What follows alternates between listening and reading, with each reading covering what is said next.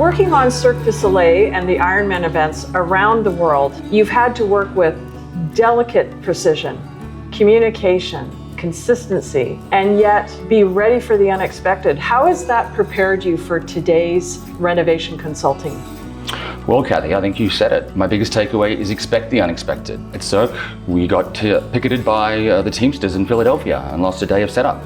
In San Francisco, lightning hit one of the tents on opening night and we had to cancel the premiere party. In Boston, the site was invaded by skunks looking for popcorn. So you plan as best you can and then be ready to adapt when life throws you a curveball. Often you will come into a renovation project and see things that they will not see or even consider. Can you tell me a little bit about that process? One of the things I do instantly when I walk into a place like this is to think to myself, what walls can come out? Can the ceilings go up?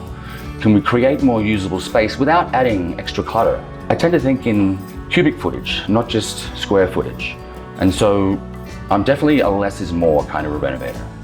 People get so excited about the renovation and then they get overwhelmed or they want to spend too much on a budget where they had tried to set that up with you earlier. Maybe you could share with us, what are some of the things that you do to help people avoid that mistake as part of the journey? Yeah. Well, one of the biggest issues I see isn't really a mistake, it's more rushing in too early. Zoning, permits, especially open permits from previous owners can cause real headaches. And so our role is to slow things down at the start, do the homework, and make sure there aren't any nasty surprises mid-renovation. So Evan, we're standing in the Lagoons community in the beautiful Whistler Village. It is a phase 1 property. And for our viewers who may not be aware of that zoning, could you share with us what that means? Yeah, sure. So phase 1 is the ultimate in flexibility. You can live in it full time, rent it long term, rent it short term, or mix and match. And that's the part of the reason why these phase 1 properties are so appealing.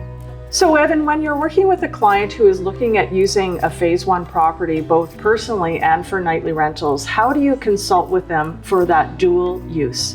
Yeah, that's a good question, Kathy.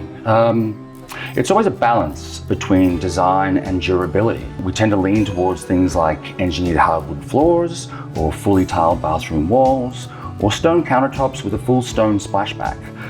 These things are easy to clean, they look great, and they hold up over time. Evan, when you're working with a client, how do you find the balance between their desire to have a beautiful design and also have a high-performing nightly rental property? A great nightly rental just feels easy to use. It starts with a smart design, durable finishes, thoughtful details. Things like double shower heads, USB outlets everywhere, and especially furniture designed to work in small places. When multiple people are sharing a small space, design makes a huge difference. I hope you found today's video was helpful and informative. It was such a pleasure to speak with you, Evan, about snowjunction.com, and I encourage you to visit whistlerhomes.com for further details.